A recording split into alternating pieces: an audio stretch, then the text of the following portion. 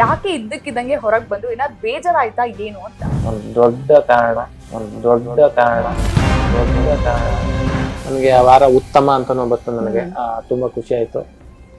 ಈಗ ನಾನು ಹೋಗ್ಬಿಡ್ಬೇಕು ಅಂತ ಅನ್ಸ್ತೀನಿ. ನಾನೇ ನಿರ್ಧಾರ ಮಾಡ್ತೇನೆ, ಸ್ವಇಚ್ಛೆಯಿಂದ ಆಡ್ಕೊಂಡೆ. ವ್ಯಕ್ತಿತ್ವದ ಆಟ ಗೊತ್ತೇ ಆಗೋದಿಲ್ಲ. ಒಂಥರ ಇಲ್ಲಿ ಹೇಗಿರ್ತೀವಿ ಅಲ್ಲ ಹಾಗೆ ನ್ಯಾಚುರಲ್ ಆಗಿ ಇರ್ಬೇಕು. ನಾವ್ ಚೆನ್ನಾಗಿದ್ದೀವಿ ನಿಮ್ಗೆ ಯಾಕೆ ಅಂತ ಅನ್ಸುತ್ತೆ. ಹಂಗೆ ಗಿಲ್ಲಿ ನಾನು ಕಾವ್ಯ ಚೆನ್ನಾಗೇ ಇದ್ದೀವಿ. ಜನಗಳು ಸಾವಿರ ಮಾತಾಡ್ಕೊತಾರೆ ಅಂದ್ರೆ ನಾವು ಅದಕ್ಕೆಲ್ಲ ಆನ್ಸರ್ ಮಾಡಕ್ ಹೋಗ್ಬಾರ್ದು. ರೆಸಾರ್ಟ್ ಅಲ್ಲಿ ಹೋದಾಗ ನಾವೇನೋ ಮಾಡ್ಬೇಕು ಅಂತ ಪ್ಲಾನ್ ಮಾಡ್ಕೊಂಡ್ವಿ, ಅದಾಯ್ತು. ಚಂದ್ರಪ್ರಭಾ ನಂಗೆ ಮೋಸ ಮಾಡ್ಬಿಟ್ರು ಅಂತ. ಏನಾಯ್ತು ಸರ್? ಏನು ಎಲ್ಲ ತಗೋ ಹಿಂಗೆ ರುಬ್ಬಾಕವನೆ ಅಂತ ಅನಿಸ್ತಾ.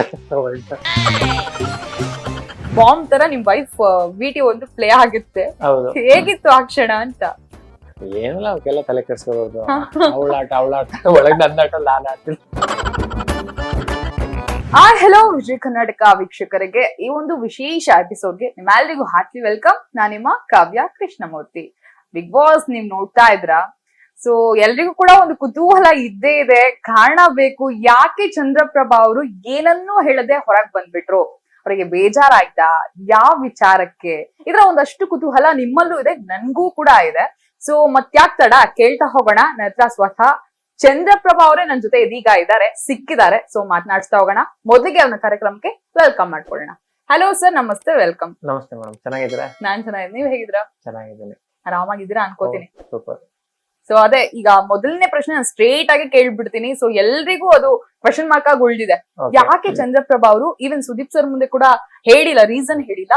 ಯಾಕೆ ಇದ್ದಕ್ಕಿದ್ದಂಗೆ ಹೊರಗ್ ಬಂದು ಏನಾದ್ರು ಬೇಜಾರಾಯ್ತಾ ಏನು ಅಂತ?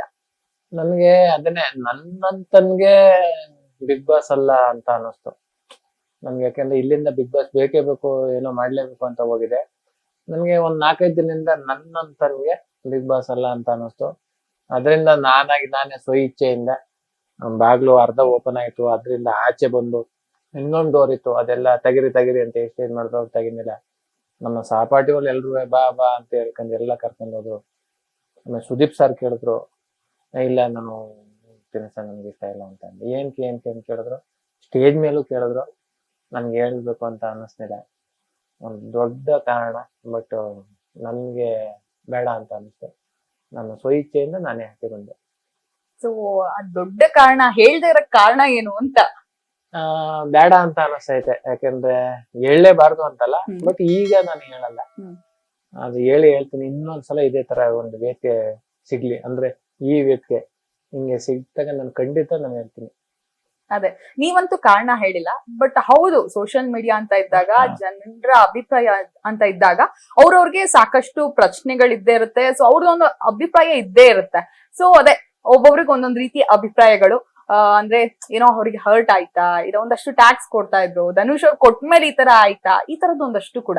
ಸೊ ಅದಕ್ಕೆ ಏನಾದ್ರು ಕ್ಲಾರಿಟಿ ಕೊಡೋದಾದ್ರೆ? ಇಲ್ಲ, ಅದೊಂದು ಟಾಸ್ಕ್ ಅಷ್ಟೇನೆ. ಅದಕ್ಕೆ ನಾನು ಹೊರಗಡೆ ಬರೋದಂತ ಅದೇನು ಕಾರಣ ಅಲ್ಲ. ಅದೊಂದು ಟಾಸ್ಕ್ ಅಷ್ಟೇನೆ. ನಾನು ಅವ್ರಿಗೇನೋ ಕೊಡ್ಬೇಕಾಯ್ತು, ಅವ್ರು ನಮ್ಗೇನೋ ಕೊಡ್ತಾರೆ. ಅದ್ ಗೇಮ್ ಮುಗ್ದಾದ್ಮೇಲೆ ನಾವೆಲ್ಲ ಒಳ್ಳೆ ಫ್ರೆಂಡೇ. ನಾವು ಅಲ್ಲಿ ಒಂದ್ ಸ್ವಲ್ಪ ಜಗಳ ಅಂತ ಅಂದ್ರೆ ನಮ್ಮ ಡಾಕ್ಟರ್ ಸರ್ ಜೊತೆ ಬಿಟ್ರೆ ನಮ್ಗೆ ಯಾರ ಜೊತೆನೂ ಜಗಳ ಮಾಡಿಲ್ಲ. ಎಲ್ರೂ ಪ್ರೀತಿ ಸಂಪಾದನೆ ಮಾಡಿದ್ದೀನಿ, ಚೆನ್ನಾಗೇ ಇತ್ತು. ಬಟ್ ಅದೇನೋ ಒಂದ್ 3-4 ದಿನದಿಂದ ನನ್ಗೆ ಅನ್ನಿಸ್ತು, ನನ್ಗೆ ಆ ವಾರ ಉತ್ತಮ ಅಂತಾನು ಬಂತು. ನನಗೆ ತುಂಬಾ ಖುಷಿ ಆಯ್ತು. ಈಗ ನಾನು ಹೋಗ್ಬಿಡ್ಬೇಕು ಅಂತ ಅನ್ಸ್ತೀನಿ. ನಾನೇ ನಿರ್ಧಾರ ಮಾಡ್ತೇನೆ, ಸ್ವಇಚ್ಛೆಯಿಂದ ಆಚೆ. ನಿಮಗೆ ಗೊತ್ತಿಲ್ಲ ಒಳಗಿರ್ಬೇಕಾದ್ರೆ ನಿಮ್ ತಲೆಯಲ್ಲಿ ಏನ್ ಹುಟ್ಟಾಯ್ತು, ನಾನು ಹೊರಗ್ ಬರ್ಬೇಕು, ಆ ತರದ್ ಒಂದಷ್ಟು ಯೋಚನೆಗಳು ಇದ್ದೇ ಇರುತ್ತೆ. ಬಟ್ ಹೊರಗ್ ಬಂದ್ಮೇಲೆ ಒಂದಷ್ಟು ನೋಡಿರ್ತೀರಾ, ವೈಫ್ ಜೊತೆ ಮಾತನಾಡಿರ್ತೀರಾ, ಫ್ರೆಂಡ್ಸ್ ಜೊತೆ ಮಾತನಾಡಿರ್ತೀರಾ. ನಿಮ್ ಬಗ್ಗೆ ಈ ತರದ್ದು ಒಳ್ಳೆ ರೆಸ್ಪಾನ್ಸ್ ಇದೆ ಹೊರಗೆ ಅಂತ ಕೇಳಿದಾಗ ಎಲ್ಲೋ ತಪ್ಪು ನಿರ್ಧಾರ ತಗೊಂಡೆ ಅಂತ ಅನ್ನಿಸ್ತಾ, ಇಲ್ಲ ನನ್ನ ನಿರ್ಧಾರ ಸರಿ ಇತ್ತು ಅಂತ ಅನ್ನಿಸ್ತಾ? ಇಲ್ಲ, ನನ್ನ ಹೆಂಡತಿ ಜೊತೆ ನಾನು ಚರ್ಚೆನೂ ಮಾಡಿಲ್ಲ, ಏನೂ ಇಲ್ಲ. ಬಿಗ್ ಬಾಸ್ ನಾನು ಯಾವುದೇ ಇನ್ನೂ ನೋಡುವಿಲ್ಲ, ಏನಿಲ್ಲ. ನಮ್ಮ ಫ್ರೆಂಡ್ ಸತೀಶ್ ಕ್ಯಾಟ್ನೆಟ್ ಅವ್ರ ಜೊತೆ ಮೊಬೈಲ್ ಇದೆ, ಅವ್ರ ಹತ್ರ ನಾನು ಇನ್ನೂ ಮೊಬೈಲ್ ಇಸ್ಕೊಂಡಿಲ್ಲ, ಅವ್ರನ್ನೂ ನಾನು ಕೇಳಲಿಲ್ಲ. ನನ್ಗೆ ಅನ್ನಿಸ್ತು, ನನ್ಗೆ ಬಿಗ್ ಬಾಸ್ ಬೇಡ, ನನ್ನಂತಲ್ಲ ಅಂತ ಅನ್ನಿಸ್ತು. ನಾನು ಆಚೆ ಬಂದೆ ಅಷ್ಟೇ. ಓಕೆ. ಸೊ ಹೇಗಿತ್ತು ಬಿಗ್ ಬಾಸ್ ಜರ್ನಿ? ಆಬ್ವಿಯಸ್ಲಿ ಒಳ್ಳೆ ಕ್ಷಣಗಳನ್ನು ಕೂಡ ಅಲ್ಲಿ ಕಳ್ದಿದ್ದೀರಾ. ಇಲ್ಲಿ ಹೊರಗೆ ಸಿಗದೆ ಇರುವಂತ ಒಂದಷ್ಟು ಒಳ್ಳೆ ಎಕ್ಸ್ಪೀರಿಯನ್ಸ್, ಅಂದ್ರೆ ಒಂದಷ್ಟು ಬೇಜಾರಾಗುವಂತ ಎಕ್ಸ್ಪೀರಿಯನ್ಸ್ ಕೂಡ ಅಲ್ಲಿ ಆಗಿರುತ್ತೆ. ಸೊ ಹೇಗಿತ್ತು ನಿಮ್ಮ Bigg Boss journey? Bigg Boss ಅಂದ್ರೆ ಒಂದು ಯೂನಿವರ್ಸಿಟಿ ಇದ್ದಂಗೆ. ಅಲ್ಲಿ ತಿಳ್ಕೊಳ್ಳೋ ಅಂತದ್ದು ತುಂಬಾ ವಿಚಾರಗಳು ಇರ್ತದೆ. ಅಲ್ಲಿಗೆ ಎಂತಾರು ಹೋದ್ರು ಬದಲಾಗ್ತಾರೆ, ಬದಲು ಮಾಡ್ತದೆ. ಆ ಎಲ್ಲ ಕಲ್ಸುತ್ತೆ ಅಂತ ದೊಡ್ಡ ಯೂನಿವರ್ಸಿಟಿ. ಅಲ್ಲಿ ನನ್ಗೆ ಒಟ್ನಲ್ಲಿ ಏನೋ ಜಾಸ್ತಿ ತಿಳ್ಕೊಳಕ್ ಆಗ್ಲಿಲ್ಲ. ಎಷ್ಟು ದಿನ ಇದ್ದೆ ಅಷ್ಟು ತಿಳ್ಕೊಂಡಿದ್ದೀನಿ ಸತ್ಯವಾಗ್ಲು ಬಿಗ್ ಬಾಸ್ ಇಂದ. ತುಂಬಾ ಒಂದ್ ಖುಷಿ ಐತೆ. ಒಂದ್ ಯೂನಿವರ್ಸಿಟಿ ಅಂತ ಹೇಳ್ಬೋದು ಬಿಗ್ ಬಾಸ್ ನ. ಯಾಕಂದ್ರೆ ಸುದೀಪ್ ಸರ್ ಸ್ಪೀಚ್ ಆಗ್ಬೋದು, ಅವ್ರು ಮಾತನಾಡುವಂತ ಒಂದ್ ರೀತಿ ಆಗ್ಬೋದು, ತುಂಬಾ ಕೇಳ್ತಾ ಇರ್ಬೇಕು ಅಂತ ಅನಿಸ್ತದೆ. ಸುದೀಪ್ ಸರ್ ಒಂದು ಮಾತನ್ನ ಗುಡ್. ಚೆನ್ನಾಗಿತ್ತು. ಓಕೆ, ಈಗ ನೀವು ಹೊರಗ್ ಬರ್ಬೇಕಾದ್ರೆ ಎಲ್ರಿಗೂ ಮನೇಲಿ ಬೇಜಾರಂತೂ ಆಯ್ತು, ಬಟ್ ರಕ್ಷಿತಾ ಮಾತ್ರ ಪಾಪ ತುಂಬಾ ಎಮೋಷನಲ್ ಆಗ್ಬಿಟ್ರು. ನೀವು ಬರ್ಬೇಕಾದ್ರೂ ಅವ್ರೊಬ್ರಿಗೆ ಕೂಡ ಅಂದ್ರೆ ಕ್ಲೀನ್ ಆಗಿ ಮಾತನಾಡ್ಬಿಟ್ಟು ಸಮಾಧಾನ ಮಾಡಿದ್ರಿ ಒಂದ್ ಸ್ವಲ್ಪ ಸಿಕ್ಕ ಟೈಮ್ ಅಲ್ಲಿ. ಯಾರ ಜೊತೆನೂ ನೀವ್ ಮಾತಾಡಿಲ್ಲ. ಸೊ ಆ ಒಂದು ಸಂದರ್ಭದ ಬಗ್ಗೆ ಏನ್ ಹೇಳ್ತೀರಾ? ಇಲ್ಲ, ಅಲ್ಲಿ ಏನಾಯ್ತು ಅಂದ್ರೆ ನಾನು ಆಚೆಗೆ ಹೋಗ್ಬೇಕು ಅಂದ ತಕ್ಷಣ ರಪ್ಪ ಅಂತ ಹಿಂಗ್ ಬಂದ್ಬಿಟ್ಟೆ. ಹಿಂಗೆ ಯಾರ ಇದ್ರೆ ಇಲ್ಲ ಅಂದ್ರೆ ಇಟ್ಕೊಳ್ಳೋದು ಹಿಂಗೆಲ್ಲ ಮಾಡ್ತಾರೆ. ರಪ್ಪ ಅಂತ ಬಂದ್ಬಿಟ್ಟೆ. ಆ ಗ್ಲಾಸ್ ಡೋರ್ ತಕೊಂಡ್ ಬಂದೆ. ಅಷ್ಟೊಳಗೆಲ್ಲ ಹಿಂದೆ ಬಂದು ರಕ್ಷಿತ ನಾನು ಬಿಟ್ಕೊಬಿಟ್ಲು ಅಳ್ತಾ. ನಾನು ಅವಳನ್ನು ಮಾತಾಡ್ಸಿಲ್ಲ, ಸುಮ್ನೆ ಅವಳೊಬ್ಳನ್ನ ಅಷ್ಟನ್ನ ಏನು ಹಿಂಗೆ ತಲೆ ಸವರ್ಬಿಟ್ಟು ಹಿಂಗ್ ಬಂದ್ಬಿಟ್ಟೆ ಅಷ್ಟೇ. ನಾನ್ ಬರ್ಬೇಕಾದ್ರೂ ಅಷ್ಟನ್ನ ತಿರ್ಗಿ ನೋಡ್ಬೇಕು ಅಂತಾನು ಅನಿಸ್ತಿಲ್ಲ ನಾನು. ಈಗ ಎಷ್ಟೋ ರಕ್ಷಿತ ಆಗ್ಬೋದು, ತುಂಬಾ ಜನ ಎಲ್ಲ ಕೂಕೊಂಡ್ರು. ನಾನು ಹಿಂಗ್ ತಿರ್ಗು ನೋಡ್ಲಿಲ್ಲ. ಅಟ್ಲೀಸ್ಟ್ ನಾನು ಇಲ್ಲಿ ತನಕ ಬಂದಿದ್ದೀನಿ, ಹೀಗೆ ಒಂದು ಆ ಫೀಲ್ ಹಿಂಗೆ ನೋಡಿ ಅನುಭವಿಸ್ಲಿಲ್ಲ. ಹಿಂಗ್ ಹೊರಡ್ಬೇಕು ಅಂತ ನಿರ್ಧಾರ ಮಾಡಿದ್ಮೇಲೆ ನನ್ಗೆ ಬೇಡ ಅಂತ ಅನ್ಸಿದ್ಮೇಲೆ ಬೇಡ ಅನ್ಕೊಂಡ್ ಹಂಗೆ ಹೆಜ್ಜೆ ಇಟ್ಟು ನಂಗೆ ಬಂದ್ಬಿಟ್ಟೆ. ಓಕೆ, ಸೊ ಈಗ ಮತ್ತೇನಾರು ಆಫರ್ ಸಿಕ್ಕರೆ ಹೋಗ್ತೀರಾ? ಇಲ್ಲ, ಯಾಕೆಂದ್ರೆ ಬೇಡ ಅಂತ ಬಂದ್ಮೇಲೆ ಹೋಗ್ಬಾರ್ದು. ಯಾಕಂದ್ರೆ ಫಸ್ಟ್ ಅದ್ ಯಾವ್ದೇ ಕೆಲಸ ಆಗ್ಲಿ, ಅದ್ ಏನೇ ಆಗ್ಲಿ, ಫಸ್ಟ್ ಅದು ಇಂಟ್ರೆಸ್ಟ್ ಬರ್ಬೇಕು ನಮ್ಗೆ, ನಾನ್ ಮಾಡ್ತೀನಿ ಅಂತ. ಅದೇ ಇಲ್ಲ ಅಂದ್ರೆ ಅಲ್ಲಿ ಹೋದ್ರೆ ನ್ಯಾಯ ಸಲ್ಸಕ್ ಸಾಧ್ಯನೇ ಇಲ್ಲ. ಎಸ್, ಅದೇ ಸರ್, ಬಿಗ್ ಬಾಸ್ ಅಂದ್ರೆ ಒಂದು ದೊಡ್ಡ ವೇದಿಕೆ. ನಮ್ಗೆ ಒಂದಷ್ಟು ಎಕ್ಸ್ಪೀರಿಯನ್ಸ್ ಸಿಗುತ್ತೆ, ಅವಕಾಶಗಳು ಸಿಗುತ್ತೆ ಅಲ್ಲಿಂದ ಅಂತ ಹೇಳಿ ಸಾಕಷ್ಟು ಜನ ಹೋಗ್ಬೇಕು ಅಂತ ಹೇಳ್ತಾರೆ. ಎಲ್ಲೋ ಅವಕಾಶ ಸಿಕ್ಕಾಗ ತುಂಬಾ ಖುಷಿ ಆಗ್ತಾರೆ, ಹೋಗ್ತಾರೆ. ಎಲಿಮಿನೇಟ್ ಆಗ್ಬೇಕಾದ್ರೆ ಸಾಕಷ್ಟು ಜನ ಇಲ್ಲ ನಾನು ಇನ್ನು ಸ್ವಲ್ಪ ದಿನ ಇರ್ಬೇಕಿತ್ತು ಆತರ ಫೀಲ್ ಮಾಡ್ಕೊಂಡು ಹೊರಗ್ ಬರ್ತಾರೆ. ನೀವು ಬಿಗ್ ಬಾಸ್ಗೆ ಹೋಗ್ಬೇಕು ಅಥವಾ ನಿಮ್ಗೆ ಚಾನ್ಸ್ ಬಂದಿದ್ದು, ಈ ಒಂದು ಪ್ರೋಸೆಸ್ ಹೇಗಿತ್ತು ಅಂತ? ಏನಿಲ್ಲ, ಹೋಗ್ಬೇಕಾದ್ರೆ ನನ್ಗೆ ಒಂದು ಆಫರ್ ಬಂತು. ನನಗೆ 3 ವರ್ಷದಿಂದನೂ ಹೋಗ್ಬೇಕು ಅನ್ನೋ ತುಂಬಾ ಆಸೆ ಇತ್ತು. ನನ್ಗೆ ಈ ವರ್ಷ ನನಗೆ ಅವಕಾಶ ಸಿಕ್ತು. ಹೋಗ್ಬೇಕಾದ್ರೂ ಅಷ್ಟೇನೆ ಸುದೀಪ್ ಸರ್ ಜೊತೆ ಒಳ್ಳೆ ತಮಾಷೆ ಮಾಡ್ಕೊಂಡು, ಒಳ್ಳೆ ಡಬಲ್ ಮೀನಿಂಗ್ ಮಾಡ್ಕೊಂಡು ಒಳ್ಳೆ ಎಂಟ್ರಿ ಕೊಟ್ಟೆ. ನನ್ನ ಎನರ್ಜಿ ಯಾವಾಗ್ಲೂ ಹಂಗೆ ಇರುತ್ತೆ. ಇಲ್ಲಿ ಗಿಚ್ಚಿಗಿಲಿ ವೇದಿಕೆ ಮೇಲೆ ಆದ್ರೂ ಅಷ್ಟೇನೆ ಇಷ್ಟು. ಯಾಕಂದ್ರೆ ಸೀಸನ್ 2 ವಿನ್ನರ್ ಆಗಿದೆ. ತುಂಬಾ ಒಂಥರ ಎಲ್ಲ ಲೀಲಾ ಜಾಲ ಮಾಡ್ತೀನಿ, ಅದ್ರಲ್ಲಿ ಏನೋ ಮುಜುಗರ ಇಲ್ಲ. ಬಟ್ ಅದೇನೋ ಗೊತ್ತಿಲ್ಲ, ನನಗೆ ಬೇಡ ಬಿಗ್ ಬಾಸ್ ಅಂತ ನಾನು ಬಂದೆ. ನೀವ್ ಬಿಗ್ ಬಾಸ್ ನೋಡಕ್ಕಿಂತ ಮುಂಚೆ, ಅಂದ್ರೆ ನೀವ್ ಎಕ್ಸ್ಪೀರಿಯನ್ಸ್ ಮಾಡೋದಕ್ಕಿಂತ ಮುಂಚೆ ನೀವ್ ಕಂಡಂತ ಬಿಗ್ ಬಾಸ್ ಜೊತೆಗೆ ನೀವ್ ಎಕ್ಸ್ಪೀರಿಯನ್ಸ್ ಮಾಡಿದ್ಮೇಲೆ ನೀವ್ ಕಂಡಂತ ಬಿಗ್ ಬಾಸ್ ಏನ್ ಡಿಫ್ರೆನ್ಸ್ ಇದೆ ಅಂತ? ಏನು ಇಲ್ಲ, ನಾವ್ ಇಲ್ಲಿ ಅನ್ಕೊಳ್ಳೋದೇ ಬೇರೆ, ಅಲ್ಲಿ ಅನುಭವಿಸೋದೇ ಬೇರೆ. ಇಲ್ಲ ಅನ್ಕೊಂಡಾಗ ಬಿಗ್ ಬಾಸ್ ಹಿಂಗಿರ್ತದೆ, ಯಾರೋ ಕೂತಿದಾರನ ಅವ್ರು ಆಟ ಆಡ್ಬೋದಾಗಿತ್ತಲ್ಲ, ಯಾರೋ ಜಗಳ ಆಡ್ದ ಸುಮ್ನೆ ಯಾಕೆ ಜಗಳ ಮಾಡ್ತಾವನೆ, ಇನ್ನೊವ್ರು ನೋಡಿದಾಗ ಇಲ್ಲೂ ಅಲ್ವೇ, ಯಾಕಂದ್ರೆ ಇಲ್ಲಿ ಇಬ್ರಿಗೂ ತಂದ್ ಮಾಡಕ್ತಾವಲ್ಲ ಜಗಳನ, ಇಲ್ಲೊಂಥರ ಮಾತಾಡ್ದ ಅಲ್ಲೊಂಥರ ಮಾತಾಡ್ತಾವಲ್ಲ ಅಂತ ಏನೇನೋ ಅನಿಸ್ತದೆ. ಆಮೇಲೆ ನಾವು ಒಳಗಡೆ ಹೋಗ್ಬೇಕಾದ್ರೆ ನಾವೆಲ್ಲ ಈ ತರ ಸಿದ್ಧತೆ ಮಾಡ್ಕೊಂಡು ಹೋಗ್ಬೇಕು ಅಂತ ಅನಿಸ್ತದೆ. ನಾವೇನೇ ಪ್ರಿಪೇರ್ ಆದ್ರೂ ಇದೇ ಬೇರೆ ಅದೇ ಬೇರೆ, ಅಲ್ಲಿ ಹೋಗಾಗ ಆಗ ಅನುಭವನೇ ಬೇರೆ. ನಾವೀಗ ಸಿಂಗಿಂಗ್ ಶೋ ಅಂತ ತಿಳ್ಕೊಳ್ಳಿ. ಸಿಂಗಿಂಗ್ ಶೋ ಆದ್ರೆ ಒಂದು ಇಂತ ಹಾಡು ಹೇಳ್ತೇನೆ, ನಾವಿಲ್ಲಿ ಪ್ರಾಕ್ಟೀಸ್ ಮಾಡ್ತೀವಿ. ಎಲ್ಲೂ ತಾಳ ತಪ್ಪಾರ್ದು, ರಿದಮ್ ತಪ್ಪಾರ್ದು, ಸ್ವರ ಏನು ಕ್ರಾಕ್ ಆಗ್ಬಾರ್ದು ಅಂತ ಪ್ರಾಕ್ಟೀಸ್ ಮಾಡ್ತೀವಿ. ಅಲ್ಲಿ ಆಡ್ತೀವಿ, ಚೆನ್ನಾಗ್ ಆಗ್ಬಿಡ್ತದೆ. ಅದು ಸಿದ್ಧತೆ. ಈ ಕಾಮಿಡಿ ಶೋ ಆದ್ರೂ ಅಷ್ಟೇ, ಸ್ಕ್ರಿಪ್ಟ್ ಪ್ರಾಕ್ಟೀಸ್ ಮಾಡ್ತೀವಿ, ಅಲ್ಲಿ ಮಾಡ್ತೀವಿ, ಅದ್ಬಿಟ್ಟು ಆಗ್ಬಿಡ್ತದೆ. ಇದು ಆತರ ಪ್ರಿಪರೇಷನ್ ಅಂತೂ ಅಲ್ವೇ ಅಲ್ಲ. ಅಲ್ಲಿ ಹೋಗ್ಬಿಟ್ಟು ಪ್ರೆಸೆಂಟ್ ನಮ್ 24 hours ಏನ್ ಮಾಡ್ತೀವಿ ಅದೇ ಫೈನಲ್ ಅಲ್ಲಿ. ಇಲ್ಲ ಅಂದ್ರೆ ಸಿಂಗಿಂಗ್ ಒಂದು 3-4 ನಿಮಿಷ ಇರ್ತದೆ, ಸ್ಕಿಟ್ ಆದ್ರೆ ಒಂದ್ 30 ನಿಮಿಷ ಇರ್ತದೆ. ಅಲ್ಲಿ ಹಂಗಲ್ಲ, 24 hours ಕ್ಯಾನ್ ಬಂದ್ ಇರ್ತದೆ. ನಾವ್ ಯಾವ ರೀತಿ ಇರ್ತೀವಿ ಅಲ್ಲಿ, ಯಾವಾಗ್ಲೂ ಮಾತಾಡ್ಬೇಕು ಅಂತಾನು ಏನಿಲ್ಲ, ಯಾವಾಗ್ಲೂ ಜಗಳ ಆಡ್ಬೇಕು ಅಂತಾನು ಏನಿಲ್ಲ, ಹೇಗಿರ್ಬೇಕು ಅಂತಾನು ಯಾರಿಗೂ ಗೊತ್ತಾಗೋದಿಲ್ಲ. ಏನ್ ಮಾಡ್ತಾ ಇದ್ದೀವಿ, ಸರಿ ಯಾವ್ದು ತಪ್ಪು ಯಾವ್ದು ಅಂತಾನು ಗೊತ್ತಾಗೋದಿಲ್ಲ. ವ್ಯಕ್ತಿತ್ವದ ಆಟ ಗೊತ್ತೇ ಆಗೋದಿಲ್ಲ ಒಂಥರ. ಇಲ್ಲಿ ಹೇಗಿರ್ತೀವಿ ಅಲ್ಲ ಹಾಗೆ ನ್ಯಾಚುರಲ್ ಆಗಿ ಇರ್ಬೇಕು. ಅದೇ ಈಗ ಸ್ಟೇಟ್ ಇದಕ್ಕೆ ಬರ್ತೀನಿ, ಮಸಿ ಬಳಿಯುವ ಟಾಸ್ಕ್ ಬರುತ್ತೆ. ನೀವು ನಿಮ್ ಅರ್ಥದಲ್ಲಿ ಏನೋ ಹೇಳ್ತೀರಾ, ಅದು ಹೇಗೋ ಕನ್ವೆ ಆಯ್ತು ಅಂತ ಕಾಣುತ್ತೆ. ಆಕ್ಚುಲಿ ನೀವ್ ಏನ್ ಹೇಳಕ್ ಹೊರಟಿದ್ರಿ ಅದ್ ಏನಾಯ್ತು ಅಂತ. ಯಾಕಂದ್ರೆ ಸಾಕಷ್ಟು ಜನ ಕೂಡ ಗಿಲ್ಲಿ ಮತ್ತೆ ಕಾವ್ಯ ಫ್ರೆಂಡ್ಶಿಪ್ ನ ನೋಡ್ತಿದ್ದಾರೆ. ಅವ್ರಿಗೆ ಎಲ್ಲೂ ಕಾಣಿಸದೇ ಇರೋದು ಚಂದ್ರಪ್ರಭಾ ಅವ್ರಿಗೆ ಯಾಕೆ ಆತರ ಕಾಣಿಸ್ತು ಅಂತ. ನನಗ್ ಗೊತ್ತಿಲ್ಲ ಇಲ್ಲಿ ಹೊರಗಡೆ ಹೆಂಗೆ ಅದು ಪ್ರೊಜೆಕ್ಟ್ ಆಗಿದೆ ಏನು ನನಗ್ ಗೊತ್ತಿಲ್ಲ. ಯಾಕಂದ್ರೆ ಅಲ್ಲಿ ಆ ಮನೆ ಒಳಗೆ ನಾವ್ 3 ಜನ ತುಂಬಾನು ಚೆನ್ನಾಗಿದೀವಿ. ಮಸಿ ಬೆಳೆದಾಗ್ಲೂ ಯಾರಿಗೆ ಮನಸ್ತಾಪ ಆಗಿಲ್ಲ, ಬೇಜಾರಾಗಿಲ್ಲ. ನಾವೆಲ್ಲ ಫನ್ನಿ ಆಗಿ ಮಾಡಿರೋ ಅಂತದ್ದು ಅದು. ಯಾಕಂದ್ರೆ ಎಷ್ಟೋ ಸಲ ಗಿಲ್ಲಿ ನನ್ಗೆ ಏಕವಚನದಲ್ಲಿ ಬೋದಿದ್ದಾನೆ, ಇದ್ ಮಾಡಿದ್ದಾನೆ, ನಾನು ಅವ್ನಿಗೆ ಹೊಡೆದಿದ್ದೀನಿ, ಅವ್ನು ನನ್ಗೆ ಹೊಡೆದಿದ್ದಾನೆ. ನನ್ನ ತಂಗಿ ಅಂತ ಏನೋ ರೇಗಿಸ್ತೀನಿ, ತಂಗಿ ಅಣ್ಣ ಅಂತ ಅವಳು ರೇಗಿಸೋಳೆ. ನಮ್ಗೆ ಅದ್ರ ಬಗ್ಗೆ ಯಾವುದೇ ಒಂದು ಇಲ್ಲಿ ತನಕನು ಏನೂ ಇಲ್ಲ. ಅದೇ ಅದೇ ಪ್ರೀತಿ, ಅದೇ ಸಂಬಂಧ ಹಂಗೆ ಐತೆ ಗಿಲ್ಲಿ ನಾನು ಕಾವ್ಯದಲ್ಲಿ. ಬಟ್ ಇಲ್ಲಿ ಎಲ್ಲಾರು ಕೇಳೋದ್ ನೋಡಿದ್ರೆ, ಮತ್ತೆ ಅಲ್ಲಿ ಸುದೀಪ್ ಸರ್ ಹೇಳೋದ್ ನೋಡಿದ್ರೆ ಇದೇನ್ ಬೇರೆ ತರ ಅರ್ಥ ಇಸ್ಕೊಂಡಿದಾರ, ಜನ ಅರ್ಥ ಇಸ್ಕೊಂಡಿದಾರ. ನಮ್ಗೆ ಆತರ ಏನು ಓಡಿಲ್ವಲ್ಲ ಅಂತ ಅನ್ನಿಸ್ತು. ಬಟ್ ನಮ್ಮಲ್ಲಿ ಯಾವ್ದೇ ಕಲ್ಮಸ ಏನಿಲ್ಲ. ನಾವಲ್ಲಿ ಮಾಡ್ಬೇಕಾದ್ರೆ ಒಂಥರ ಮಜವಾಗಿ ಎಂಟರ್ಟೈನ್ಮೆಂಟ್ ತರ ಮಾಡೋದು ಅಷ್ಟೇ. ಎಸ್ ಅದೇ ಕಾವ್ಯ ಯಾವಾಗ್ಲೂ ಅಣ್ಣ ನೋಡಿ ಗಿಲ್ಲಿ ನಾನ್ ರೇಗಿಸ್ತಾನೆ ಅಂತ ನೋಡು, ಯಾಕ್ಲಾ ಮಗ ನನ್ ತಂಗಿಯ ರೇಗಿಸ್ಕೊಂಡು ಮಾಡ್ದಾಕ್ಬಿಟ್ಟೆ ನನ್ಗೆ ಅಂತ ಹೆಸರು ಬರೇನು, ಅಣ್ಣ ನೋಡ್ ನನ್ ಹೆಸರು ಬರ್ದವನೇ ನೋಡು ಅಂದ್ರೆ ಎಲ್ಲ ತಮಾಷೆ ಆಟದ ತರ ಮಜಾ ಮಾಡಿದೀವಿ. ಆಗ್ಬಿಟ್ರೆ ಯಾವ್ದೇ ಮನಸ್ತಾಪ ಬೇಜಾರಿತಾರ ಏನಿಲ್ಲ ನಮ್ಮ 3 ಜನದಲ್ಲಿ. ಆಕ್ಚುಲಿ ನಿಮ್ 3 ಜನ ಕಾಂಬೋ ಸಿಕ್ಕಾಪಟ್ಟೆ ವರ್ಕ್ ಆಗ್ತಾ ಇತ್ತು ಹೊರಗೆ. ಬಟ್ ನಿಮಗೆ ಅದು ಹೇಗ್ ಅನಿಸ್ತಿತ್ತೋ ಗೊತ್ತಿಲ್ಲ. ಚಂದ್ರ ಇವ್ರು ಗಿಲ್ಲಿ ಅವ್ರಿಗೆ ನೀವು ಶೇವಿಂಗ್ ಮಾಡ್ಸೋದು ಅದೆಲ್ವಾ ಕೂಡ ಸಿಕ್ಕಾಪಟ್ಟೆ ಇದಾಯ್ತು. ಅಂದ್ರೆ ಫ್ರೆಂಡ್ಶಿಪ್ ಅಲ್ಲಿ ನೋಡು ಹೇಗ್ ಮಾಡ್ಬಿಟ್ರು, ಆ ತರದೆಲ್ಲ ಕಾಮಿಡಿಯಾಗಿ ಫನ್ ಆಗಿ ವರ್ಕ್ ಆಗ್ತಾ ಇತ್ತು. ಸೊ ನೀವ್ ಹೇಗ್ ಅದನ್ನೆಲ್ಲ ಅಂದ್ರೆ ಎಂಜಾಯ್ ಮಾಡ್ತಾ ಇದ್ರಿ ಅಂತ? ತುಂಬಾ ಎಂಜಾಯ್ ಮಾಡಿದ್ವಿ. ಅಂದ್ರೆ ಅವ್ನು ಅದೇ ತರ ಬೇರೆಯವ್ರಿಗೆ ಮಾಡಕ್ ಆಗೋದಿಲ್ಲ, ಸೀರಿಯಸ್ ಆಗ್ಬಿಡ್ತಾರೆ. ಗಿಲ್ಲಿ ನನ್ನಲ್ಲಿ ಅಷ್ಟೊಂದು ಬಾಂಧವ್ಯ ಪ್ರೀತಿ ವಿಶ್ವಾಸ ಇರೋದ್ರಿಂದ ನಾನು ನನ್ ತಂಗಿನ ಪ್ಲಾನ್ ಮಾಡ್ಕೊಂಡೆ ತೆಗಿಬೇಕು ಅನ್ಕಂಡೆ. ಅವ್ನಿಗೆ ಚೆನ್ನಾಗ್ ಮಾಡ್ತೀನಿ ಅಂದ್ಬಿಟ್ಟು ತೆಗಿಬಿಟ್ಟೆ. ಅದೇನೋ ತಪ್ಪು ಮಾಡಕ್ ಹೋದ್ರೆ ಮೀಸೆ ಸರಿ ಆಗ್ಬಿಡ್ತು. ಹಾಳ್ ಮಾಡೋಣ ಅಂತ ಹೋದೆ, ಅದ್ ಹೆಂಗೋ ಸರಿ ಆಗ್ಬಿಡ್ತಲ್ಲ. ಪುನಃ ಅದ್ ತೆಗಿಬೇಕು ಅಂದ್ಬಿಟ್ಟು ಅರ್ಧ ತೆಗ್ಬಿಟ್ಟು ಅರ್ಧ ಬಿಡ್ತೀನಿ. ಆಮೇಲೆ ಗಿಲ್ಲಿ ಬೇಜಾರ್ ಮಾಡ್ಕೊತೀನಿ ಅಂತಲ್ಲ, ನೋಡೋರು ಅದ ಬೇರೆ ತರದ ತಪ್ಪು ಮಾಡ್ಕೊಂಡು ಅಂದ್ಬಿಟ್ಟು ಆಮೇಲೆ ಫುಲ್ ತೆಗಿತೀನಿ. ಅಂದ್ರೆ ನಾವ್ ಏನ್ ಮಾಡೋರು ನಮ್ಮಲ್ಲಿ ಯಾವ್ದೇ ತರದ ಏನಿಲ್ಲ, ಒಂಥರ ಮಜಾ ಅಷ್ಟೇನೆ. ಬಟ್ ಇಲ್ಲಿ ನೋಡೋರು ಬೇರೆ ತರ ಅಂತ ಅನ್ಸೈತೆ. ಇಲ್ಲ ಆಕ್ಚುಲಿ ತುಂಬಾ ಫನ್ ಆಗಿರ್ತದೆ. ಏನ್ ಗೊತ್ತಾ, ಈಗ ನಾನ್ ನಿಮ್ ಎಷ್ಟೇ ಕಾಲ ಎಳಿತೀನಿ, ನೀವು ನನ್ನ ಎಷ್ಟೇ ಕಾಲ ಎಳಿತೀರಿ, ನಮ್ಮಲ್ಲಿ ಯಾವ್ದೇ ಮನಸ್ತಾಪ ಆಗದೆ ಚೆನ್ನಾಗಿದ್ದೀವಿ ಅಂದ್ರೆ 3 ಜನ ಬಗ್ಗೆ ನಾವ್ ತಲೆ ಕೆಡ್ಸ್ಕಿರ್ಲೇಬಾರ್ದು. ನಾವ್ ಚೆನ್ನಾಗಿದೀವಿ ನಿಮ್ಗೆ ಯಾಕೆ ಅಂತ ಅನಿಸ್ತದೆ. ಹಂಗೆ ಗಿಲ್ಲಿ ನಾನು ಕಾವ್ಯ ಚೆನ್ನಾಗೇ ಇದ್ದೀವಿ. ಜನಗಳು 1000 ಮಾತಾಡ್ಕೊತಾರೆ ಅಂದ್ರೆ ನಾವ್ ಅವಕ್ಕೆಲ್ಲ ಆನ್ಸರ್ ಮಾಡಕ್ ಹೋಗ್ಬಾರ್ದು. ನಾವ್ ಏನೇ ಮಾಡೋದು ನಾವ್ ಚೆನ್ನಾಗಿದೀವಿ ಬಿಡ್ರಪ್ಪ ಅಂತಾನೆ ನಾನು ಹೇಳೋದು. ಸೂಪರ್. ಇನ್ನು ನಿಮ್ಮ ಜಂಟಿ ಆಗಿದ್ದವರು ಸತೀಶ್ ಅವರು ಹೊರಗ್ ಬರ್ತಾರೆ.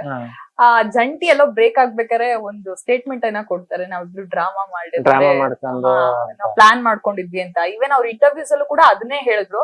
ರೆಸಾರ್ಟ್ ಅಲ್ಲಿ ಹೋದಾಗ ನಾವ್ ಏನೋ ಮಾಡ್ಬೇಕು ಅಂತ ಪ್ಲಾನ್ ಮಾಡ್ಕೊಂಡ್ವಿ, ಅದಾಯ್ತು ಚಂದ್ರಪ್ರಭಾ ನಂಗೆ ಮೋಸ ಮಾಡ್ಬಿಟ್ರು ಅಂತ. ಏನಾಯ್ತು ಸರ್? ಏನು ಎಲ್ಲ ತಗೋ ಹಿಂಗೆ ರುಬ್ಬಾಕವನೆ ಅಂತ ಅನಿಸ್ತಾ ಹಿಂಗ್ ನೋಡಿ, ಯಾವ್ದು ಪ್ಲಾನ್ ಮಾಡ್ಕೊಂಡ್ ಅಲ್ಲಿ ಮಾಡಕ್ ಆಗಲ್ಲ. ಅವ್ರ ಮನ್ಸಲ್ಲಿ ಎಷ್ಟು ತಾಳ್ಮೆ ಇರ್ತದೆ. ಈಗ ಯಾವ ಹೆಣ್ಮಕ್ಳು ಅವ್ರಷ್ಟು ಬ್ಯೂಟಿ ಮಾಡ್ಕೊಳ್ಳೋದು ನನ್ ಜೀವನದಲ್ಲೇ ನೋಡಿದ್ವಿ. ಹೆಣ್ಮಕ್ಳು ಮಾಡಿದ್ರೆ ವಾರ 1 hour ಮಾಡ್ಕೋಬೋದ ನೀವು? ಆ ಮನ್ಸ ಅರ್ಧ ದಿನ ಬೇಕು. ಬೆಳಿಗ್ಗೆ ಶುರು ಮಾಡ್ರು ಮಧ್ಯಾಹ್ನ ಊಟದ ಗಂಟ್ಲು. ಮುಖಕ್ಕೆ 5-6 ತರ ಕ್ರೀಮು, ತಲೆಗೆ 5-6 ತರ ಕ್ರೀಮು, ಬಾಡಿಗೆ ಒಂಥರ 5-6 ತರ ಕ್ರೀಮು ಎಲ್ಲ ಹಾಕಂದಿ. ಅವ್ರ ಕೈ ತೊಳ್ಕಂದಿ, ಆಮೇಲೆ ಅದೆಂತದ್ದು ಈ ಕೈಗೆ ಹಾಕಳಕ್ಕೆ ಕಾಲ್ಗಳಿಗೆ ಇದೆಲ್ಲ ಹಾಕಂದಿ, ಬಟ್ಟೆ ಹಾಕಂದ್ ಸೆಂಟ್ ಹೊಡ್ಕೊಂಡ್ ಬರೋದು ಅರ್ಧ ದಿನ ಹೊಂಟೋಗ್ಬೋದು. ಎಷ್ಟು ದಿನ ತಾಳ್ಮೆ ಕಾಯ್ಬೋದು ಮನ್ಸಲ್ಲ. ಅವತ್ತು 6 ಜನ ಸ್ನಾನ ಮಾಡ್ಕೊ ಬಂದವ್ರು, ಇನ್ನೂ ಸ್ನಾನನೇ ಮಾಡ್ತಾ ಇದ್ರು. ನನ್ಗೆ ನೀರು ಆಮೇಲೆ ಬಿಗ್ ಬಾಸ್ ಬೆಲ್ ಹಾಕೋರು ಸ್ವಲ್ಪ ಚೇಂಜ್ ಮಾಡಿ ಅಂತ. ನಾನೇನ್ ಮಾಡ್ದೆ, ಹೋದೆ. ಯಾವಾಗ್ಲೂ ನಾನು ಏನ್ ಕೇಳಿಲ್ಲ, ಅಣ್ಣ ಬಣ್ಣ ಗಣ್ಣ ಅನ್ಕೊಂಡಿದ್ದೀನಿ. ಹೋದೆ, ನೀರ್ ಕುಡಿದು ಬಂದ್ಬೋಣ ಅಂತ ಹೋದೆ. ನೀರ್ ಕುಡಿಬೇಕಾದ್ರೆ ಕಾಕ್ರೋಚ್ ಸುಧೀರ್ ನೋಡ್ಬಿಟ್ಟು, ಚಂದ್ರಣ್ಣ ಏನ್ ಮಾಡ್ತಾ ಇದ್ದೀನಿ ನೀವು, ಅದು ತೆಗಿತೆ ಬರಂಗಿಲ್ಲ ಹಂಗೆ ದಾವ್ ಆಗ್ಬಿಟ್ಟಿತ್ತು ಅಣ್ಣ, ಬಂದಿದ್ದೀನಿ ಅಣ್ಣ ಕುಡ್ಕೊ ಹೋಗ್ತೀನಿ. ಹಂಗ್ ಬರಂಗಿಲ್ಲ ಹಂಗೆ ಅಂದ್ರು. ನೀನ್ ಅಣ್ಣ ನನಗೆ ಯಾಕೆ ಹೇಳ್ತಿ, ಅವ್ರಿಗೆ ಅಣ್ಣ ನೀರ್ ಕುಡ್ಕೊ ಹೋಯ್ತೀನಿ ನೋಡೋಣ, ದಾವ್ ಆಗ್ಬಿಟ್ಟೈತೆ, ಅವ್ರು ಇನ್ನೂ ಸ್ನಾನ ಮಾಡ್ತಾರೆ ಹಂಗೆ ಅಂದ್ಬಿಟ್ಟು ನಾನು ಲೋಟ ಬಿಸಿ ಹಾಕ್ಬಿಟ್ಟೆ ಹೋಗೋಣ ಅಂತಿದ್ದೆ. ಅದು ಮಾತು ಬೆಳ್ದೆ, ಅದು ತಾರಕ್ ಹೋಯ್ತು. ಅಷ್ಟೊಂದೆಲ್ಲ ಜಗಳ ಆದಾಗ ಸತೀಶ್ ಮಾಡೋದ್ ತಪ್ಪು, ಚಂದ್ರಪ್ರಭರ್ನು ಟೈಮ್ನು ಅರ್ಥ ಮಾಡ್ಕೋಬೇಕು ಹಾಗೆ ಅಂತ ತುಂಬಾ ಜನ ಮಾಡಿದಾಗ ಎಲ್ಲರನ್ನು ಮಾತಾಗಿ ಅದು ತಾರಕ್ ಹೋಯ್ತು. ಹಿಂಗೆಲ್ಲ ಮಾಡಿ ಕೂತಿರ್ಬೇಕಾದ್ರೆ ಇದೆಲ್ಲ ನಾವು ನಾಟಕ ಮಾಡತ್ತು ಅಂತ ಹೇಳ್ಬಿಡ್ತಾರೆ ನನ್ನ ಜೊತೆಗೆ. ನಾವು ಪ್ಲಾನ್ ಮಾಡ್ಕೊಂಡ್ ಅಂತ ಇಷ್ಟೆಲ್ಲಾದ್ರು ನಾಟಕ ಅಂತ ಹೇಳ್ಬಿಟ್ನಲ್ಲ. ಇದು ನೋಡ್ದ ಕರ್ನಾಟಕ ಜನ ಏನ್ ಅನ್ಕೋಬೇಕು, ಎಲ್ಲ ಏನ್ ಅನ್ಕೋಬೇಕು ಅಂತ ಫೀಲ್ ಅಲ್ಲಿ ಇರ್ತೀನಿ. ಚೂರು ಒಳಗ್ ಬಂದ್ಬಿಡ್ತಿದೆ. ಅಳ್ತಾ ಇರ್ಬೇಕಾದ್ರು ಅಷ್ಟೊಂದು ನೋಡಿ ಇದನ್ನು ಪ್ಲಾನ್ ಮಾಡ್ಕೊಂಡ್ರೆ ಹೆಂಗ್ ಚಂದ್ರಪ್ರಭಾ ಅಂತ ಅಂದ್ಬಿಡ್ತಾನೆ. ಅವಾಗ ತುಂಬಾ ಬೇಜಾರಾಗ್ಬಿಡ್ತಿದೆ ಆ ಮನ್ಸಿನ ಬಗ್ಗೆ. ಅದಕ್ಕೆ ಅವ್ರು ಎಲಿಮಿನೇಷನ್ ಆಗಿ ಆಚೆ ಹೋಗ್ಬೇಕಾದ್ರು ನಾನು ಮಾತಾಡಿಸ್ನಿಲ್ಲ ಅವ್ರು. ಬಟ್ ಈಗ ಮಾತಾಡ್ತೀನಿ ಫೋನ್ ಮಾಡಿ, ಅಣ್ಣ ಚೆನ್ನಾಗಿದೆ ಅಣ್ಣ ಹಿಂಗೆ ಅಂತ. ಬಟ್ ಅಲ್ಲಿ ಅವರ ವ್ಯಕ್ತಿತ್ವ ನನಗೆ ಇಷ್ಟ ಆಗಿಲ್ಲ. ಕರೆಕ್ಟ್. ಬಟ್ ಅವ್ರೊಂದ್ ಸ್ಟೇಟ್ಮೆಂಟ್ ಅನ್ನ ಕೊಡ್ತಾರೆ, ಅಂದ್ರೆ ಅಲ್ಲಿರೋಗೆ ನಾನ್ ಇಷ್ಟ ಆಗಿಲ್ಲ, ನನ್ ಜೊತೆ ಕರೆಕ್ಟ್ ಆಗಿ ಮಾತಾಡ್ತಿರ್ಲಿಲ್ಲ, ನಾನು ಏನಾದ್ರು ಮಾತಾಡಕ್ ಬಂದ್ರೆ ಕಂಡಮ್ ಮಾಡ್ಬಿಡ್ತಾ ಇದ್ರು, ಚೀತು ಅಂತ ಇದ್ರು ಅಂತ. ಹೌದಾ, ನಿಜಾನಾ ಅಂತ ನನಗ್ ಗೊತ್ತಿಲ್ಲ. ಯಾಕಂದ್ರೆ ಅವರು ಬೇರೆಯವ್ರ ಜೊತೆ ಯಾವ ರೀತಿ ಬಾಂಧವ್ಯ ಬೆಳೆಸ್ಕೊಂಡ್ರು ಏನೋ ಅಂತ ಗೊತ್ತಿಲ್ಲ. ನಾನ್ ಎಲ್ರ ಜೊತೆ ಚೆನ್ನಾಗಿದ್ದೀನಿ, ಎಲ್ರು ನನ್ ಜೊತೆ ಚೆನ್ನಾಗಿದ್ದೀನಿ ಅಲ್ವೇ. ನಾನು ಹಿಂಗ್ ನಗ್ತಾ ಇದ್ದೀನಿ ಅಂದ್ರೆ ಆ ಕಡೆ ಕನ್ನಡ ನಗತರನೇ ಇರುತ್ತೆ. ಹತ್ರ ಹೇಳತ್ತೆ ನಾವ್ ಹೇಗಿರ್ತೀವಿ ಆ ಕಡೆಯಿಂದ ಆ ರೀತಿ ರಿಯಾಕ್ಟ್ ಆಯ್ತಿದೆ ಹೊರತು ತದ್ವಿರೋಧ ಅಂತೂ ಆಗೋದಿಲ್ಲ. ನಾನ್ ನಿಮ್ನ ಪ್ರೀತಿಯಿಂದ ಮಾತಾಡ್ತೀನಿ, ನೀವು ಪ್ರೀತಿಯಿಂದ ಮಾತಾಡಿಸ್ತೀರಿ ಅಲ್ವೇ? ಕರೆಕ್ಟ್. ಹಂಗೆ ಅವ್ರ ವಿಚಾರದಲ್ಲಿ ಏನೋ ಎಲ್ಲೋ ಮಿಸ್ಟೇಕ್ ಆಗಿರ್ಬೋದು, ಅದರಿಂದ ಅವ್ರನ್ನ ಹಂಗ್ ಕಾಣ್ಸೈತೆ ಅಷ್ಟೇ. ಓಕೆ. ಇನ್ನು ಅದೇ ಎಲ್ರಿಗೂ ಹೇಗನ್ಸುತ್ತೆ ಅಂದ್ರೆ ಕೆಲವೊಬ್ರು ಅಲ್ಲಿ ನಾಟಕೀಯ ಅಂತ ಒಂದಷ್ಟು ಜನಗಳಿಗೆ ಅನ್ಸುತ್ತೆ. ಸೊ ನೀವು ಒಳಗಿದ್ದು ಅದನ್ನ ಎಕ್ಸ್ಪೀರಿಯನ್ಸ್ ಮಾಡಿರೋದ್ರಿಂದ, ಈಗ ಪತ್ರದ ಟಾಸ್ಕ್ ಇತ್ತಲ್ಲ ಅದನ್ನೇ ತಗೊಳ್ಳೋಣ ಫಾರ್ ಎಕ್ಸಾಂಪಲ್. ತುಂಬಾ ಜನಕ್ಕೆ ಅವ್ರು ಅಳ್ಬೇಕಾದ್ರೆ ಎಲ್ಲೋ ಅದು ಒಂದ್ ಸ್ವಲ್ಪ ನಾಟಕೀಯ ತರ ಅಂತ ಕಾಣಿಸ್ತಿತ್ತು. ಬಟ್ ನೀವು ಒಳಗಿದ್ದಿದ್ರಿಂದ ನಿಮಗೆ ಅದ್ರ ಬಗ್ಗೆ ನಂಗೆ ಕೇಳ್ಬೇಕು. ಸೊ ನಿಜವಾಗ್ಲೂ ಅದು ಹಾಗೆ ಆಗುತ್ತಾ, ಇಲ್ಲ ನಾರ್ಮಲ್ ಈಗ ಎಮೋಷನ್ಸ್ ಅಂದ್ರೆ ಹೇಳಿ ಕೇಳಿ ಬರಲ್ಲ. ಸೊ ನೀವೇನ್ ಹೇಳ್ತೀರಾ? ಈಗ ಆ ತರದವೆಲ್ಲ ನಾಟ್ಯ ಅಂತಾರ ಅಂತ ಹೇಳ್ತಾರೆ ಅಂದ್ರೆ, ಒಬ್ಬನ ನೋವ್ನ ಒಬ್ನ ಕಣ್ಣೀರ್ನ ಒಬ್ರು ಆಡ್ಕತಾರೆ ಅಂದ್ರೆ ಅವ್ರಿಗೆ ಏನ್ ಹೇಳಕ್ ಆಗ್ತದೆ? ಅವ್ರಿಗೂ ಎಲ್ಲೋ ಒಂದ್ಸಲ ಹತ್ತಿರ್ತಾರೆ ಅಲ್ವೇ? ಅವ್ರಿಗೂ ಯಾವಾಗ್ಲೂ ನೋವಾಗಿರ್ತದೆ ಅಲ್ವೇ? ಅವಾಗ ನೋವಲ್ಲ ಅವ್ರ ಇದಕ್ಕ ಅಪಹಾಸ್ಯ ಮಾಡಕ್ಕಾಯ್ತದೆ ಅವ್ರನ್ನ? ಯಾವ್ದೋ ಒಂದ್ ಪತ್ರದ ಬಗ್ಗೆ ಹೇಳ್ತಾ ಇರ್ತಾರೆ, ಯಾರು ಅಮ್ಮನ್ ನೆನ್ಕೊಂಡಿ, ಅಪ್ಪನ್ ನೆನ್ಕೊಂಡಿ, ಮಕ್ಳನ್ ನೆನ್ಕೊಂಡು, ಅಂದ್ರೆ ಅದು ನಿಜವಾಗ್ಲೂ ಅಷ್ಟು ಕನೆಕ್ಟ್ ಆಗ್ಬಿಟ್ಟಿರ್ತದೆ. ಅದನ್ನ ಸತ್ಯವಾಗ್ಲೂ ಹಂಗ ಅನ್ಕೋತಾರೆ ಅಂದ್ರೆ ನಿಜವಾಗ್ಲೂ ಅದು ಸರಿ ಇಲ್ಲ ಅಂತ ಅನ್ಕೋತೀನಿ ನಾನು ನಿಜವಾಗ್ಲೂ. ಈಗ ಅವರು ಒತ್ತಿರ್ತಾರೆ ಅಲ್ವಾ ಮನೆಯಲ್ಲಿ, ಇವತ್ ಯಾರು ನಾಟಕೀಯ ಅಂತ ಯಾರು ಕಮೆಂಟ್ಸ್ ಮಾಡ್ತಾವ್ರೆ ಅವರು ಒತ್ತಿರ್ತಾರೆ ಅಲ್ವಾ, ಮಗನ್ ನೆನ್ಸ್ಕೊಂಡಿ ಒಂದ್ 2 ದಿನ ಎಲ್ಲೋ ಹೋಗ್ಬಿಟ್ರೆ ಮಗ ಅಂತ ನೆನ್ಸ್ಕೊಳ್ತಾರೆ ಅಲ್ವೇ, ಅಮ್ಮ ಅಂತ ನೆನ್ಸ್ಕೊಂಡ್ ಹೇಳ್ತಾರೆ ಅಲ್ವೇ.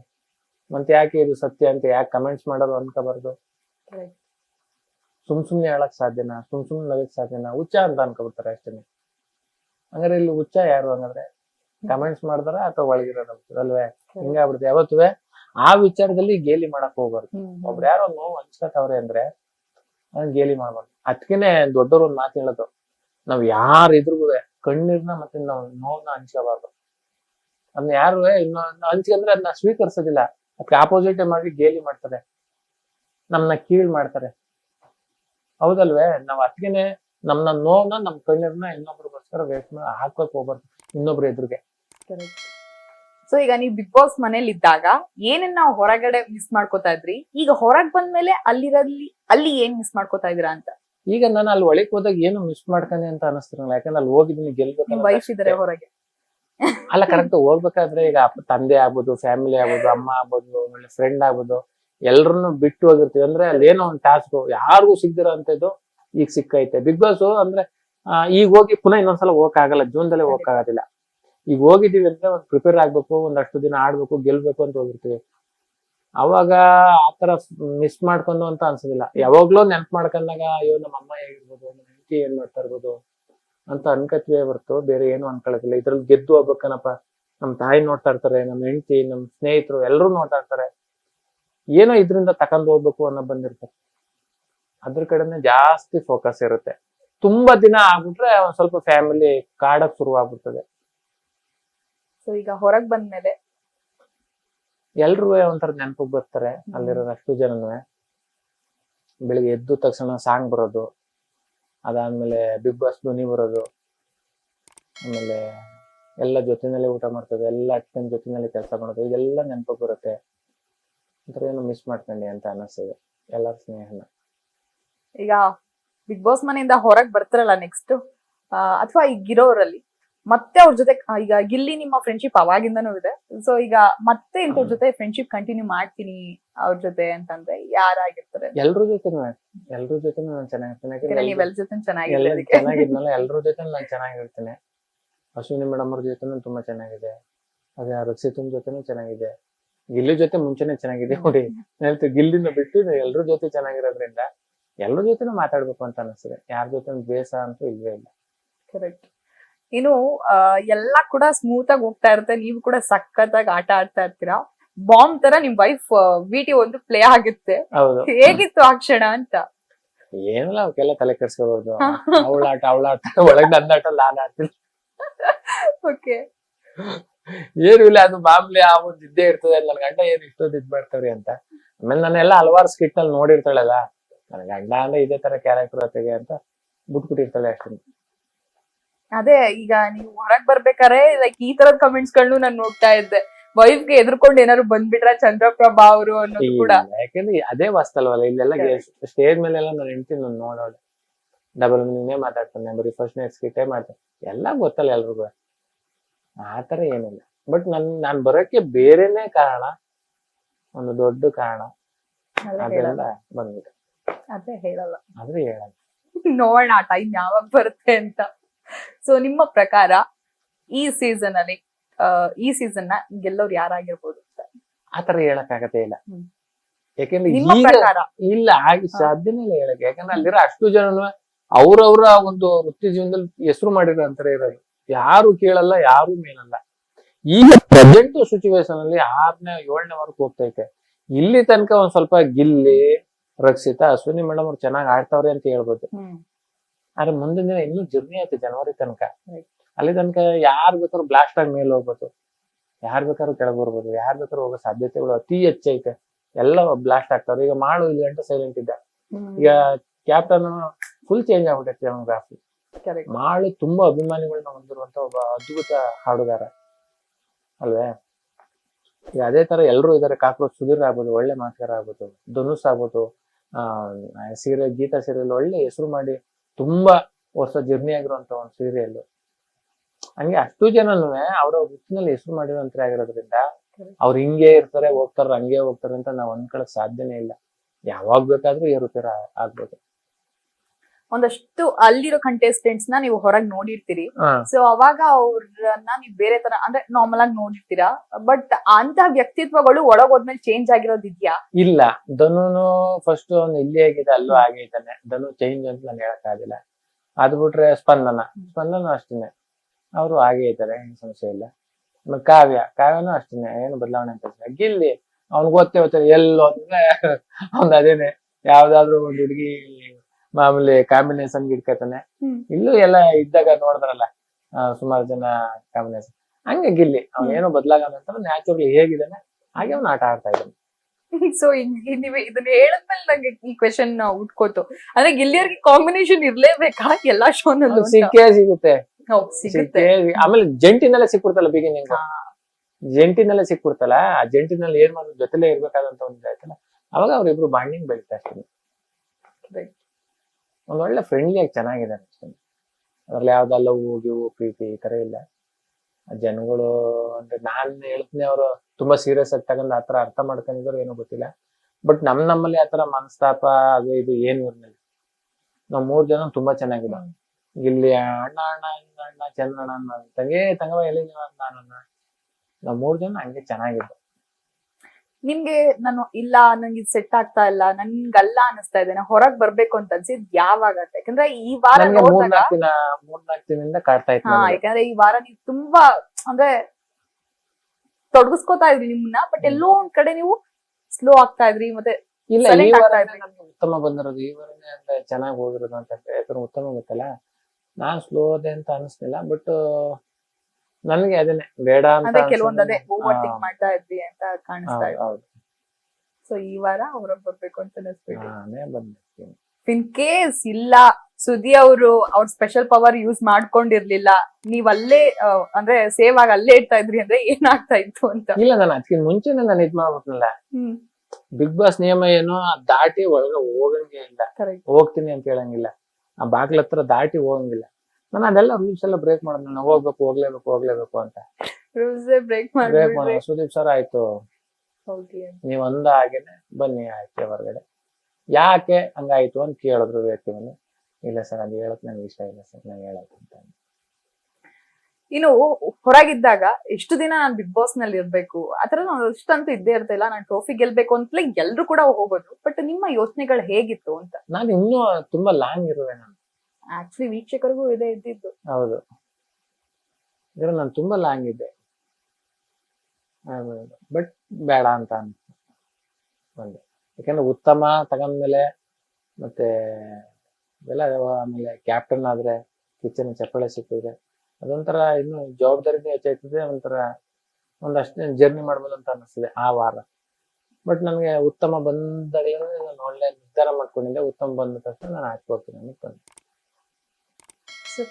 ಸರ್, ಇನ್ನು ಅದೇ ಎಲ್ರಿಗೂ ಇರುವಂತ ಪ್ರಶ್ನೆ, ಅಶ್ವಿನಿ ಅವರು ಯಾಕೆ ರಕ್ಷಿತಾವನ್ನ ಪರ್ಸನಲ್ ಆಗಿ ಟಾರ್ಗೆಟ್ ಮಾಡ್ತಿದ್ದಾರೆ ಅನ್ನುವಂಥದ್ದು.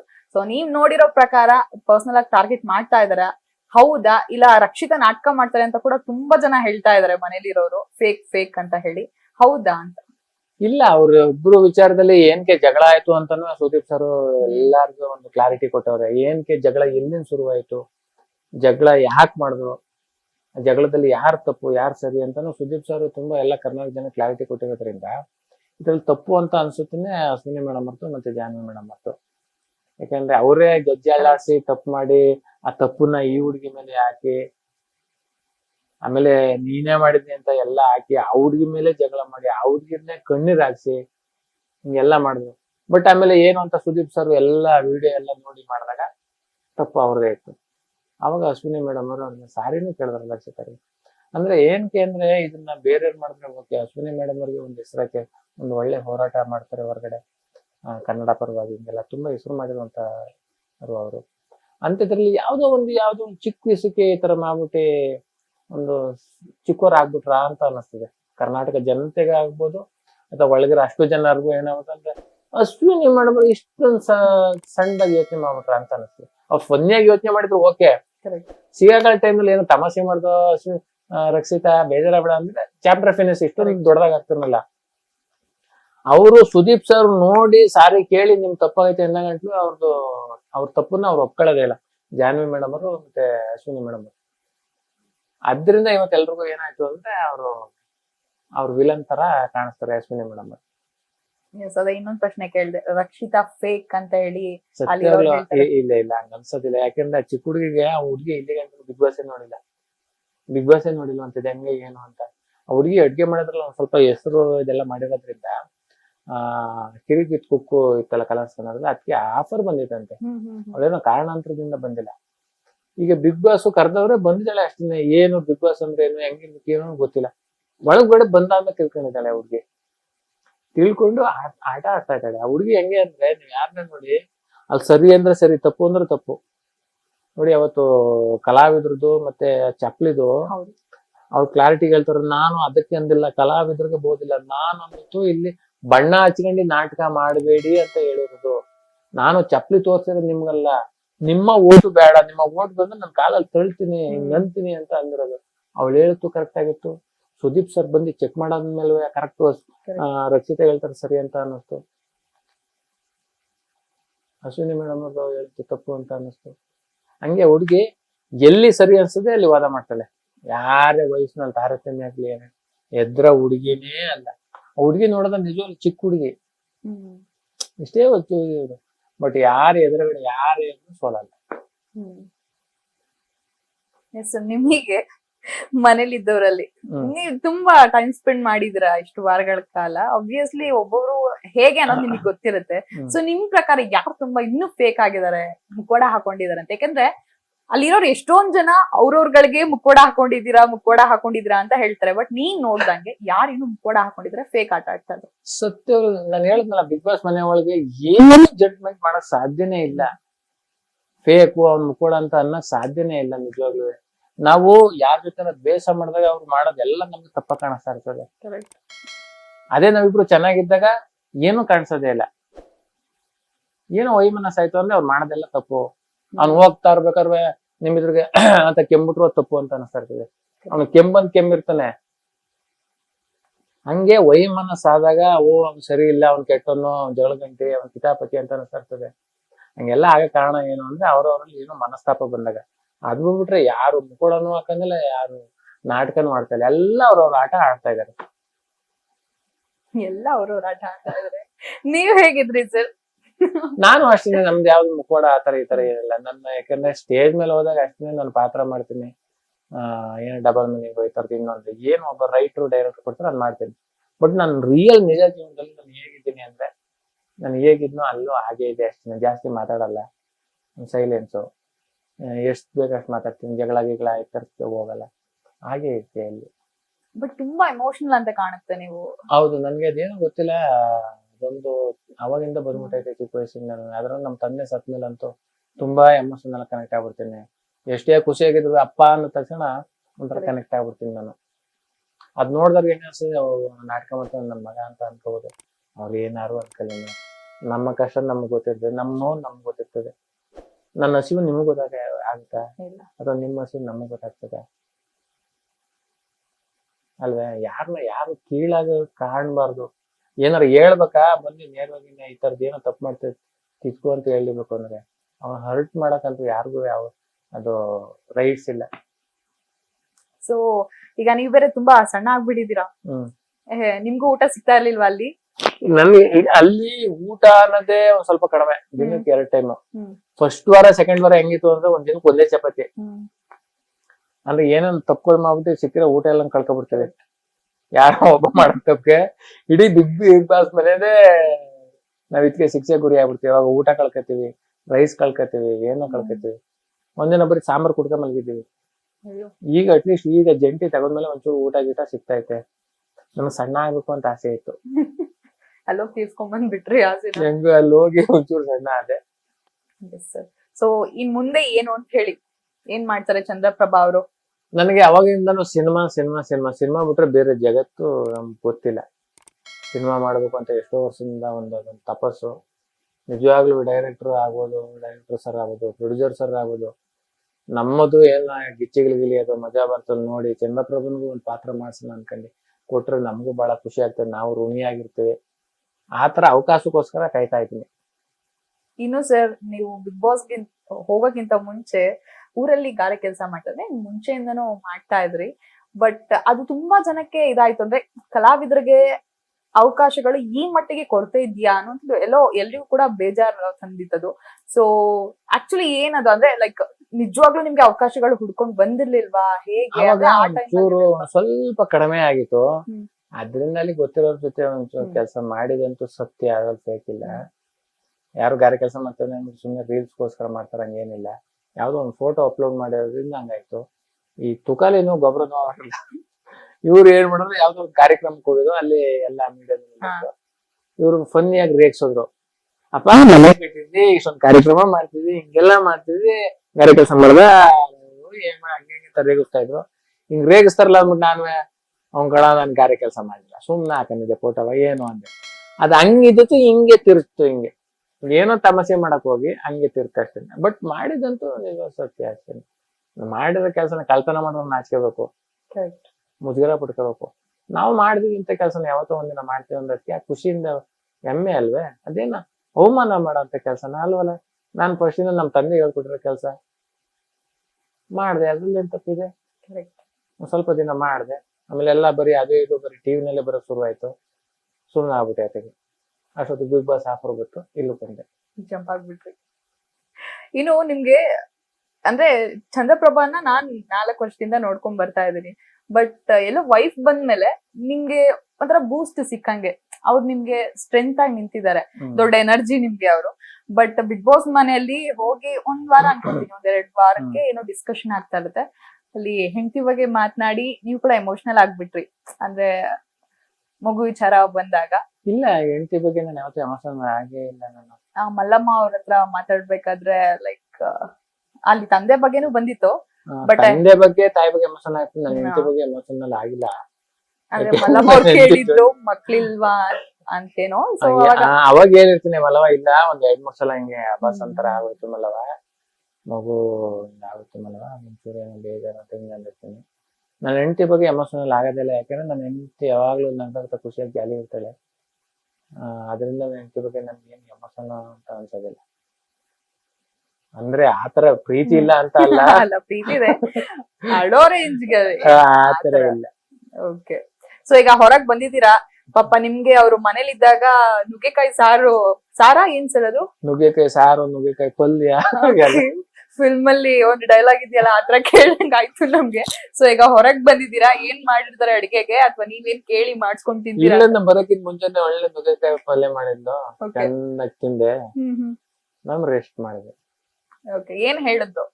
ಏನಿಲ್ಲ, ನಾವು ಬಿಗ್ ಬಾಸ್ ಬಗ್ಗೆ ನಾವ್ ಮಾತಾಡಕ್ ಹೋಗಿಲ್ಲ. ನಾನ್ ಕೇಳ್ದೆ ಹೇಗಿದ್ಯಾ, ಎಲ್ಲಾರು ಯೋಗ ವಿಚಾರಿಸ್ಕೊಂಡೆ, ಅವ್ರ ಹೆಂಗವ್ರೆ, ಎಲ್ಲ ಚೆನ್ನಾಗಿದಾರ, ಯಾಕಂದ್ರೆ ಗೊತ್ತಿರೋದಿಲ್ಲ ಏನ್ ಆಗೈತೆ ಅಂತ. ಯೋಗ ಕ್ಷಮ ವಿಚಾರಿಸ್ದೆ, ನಮ್ ತಾಯಿಗವ್ರೆ, ಅವ್ರ ಹೆಂಗವ್ರೆ, ಇವ್ರ ಹೆಂಗವ್ರೆ. ನಮ್ ತಾಯಿಗೆ ನಾನು ಇನ್ನೂ ಫೋನ್ ಮಾಡಕ್ ಹೋಗಿಲ್ಲ, ಯಾಕಂದ್ರೆ ಅವ್ರಿಗೆ ಏನಾಗ್ಬಿಡ್ತಿದೆ ಅಂದ್ರೆ ನೆನ್ನೆ ಬರೋದು ಒಳದು ಕೊಳೋದೆಲ್ಲ ನೋಡ್ಬಿಟ್ಟಿದ್ರೆ ತುಂಬಾ ಅವರು ಫೀಲ್ ಆಗ್ಬಿಡ್ತಾರೆ. ಅದಕ್ಕೆ ಒಂದ್ 2-3 ದಿನ ಒಂಚೂರು ಅಳ್ ಮಟ್ಟದಲ್ಲಿ ಆಮೇಲೆ ಮಾತಾಡ್ತೀನಿ. ಈಗ ಮಾತಾಡೋ ನಿಜ ತುಂಬಾ ಬೇಜಾರ್ ಮಾಡ್ಕೊಬಿಡ್ತಾರ ಅವ್ರು.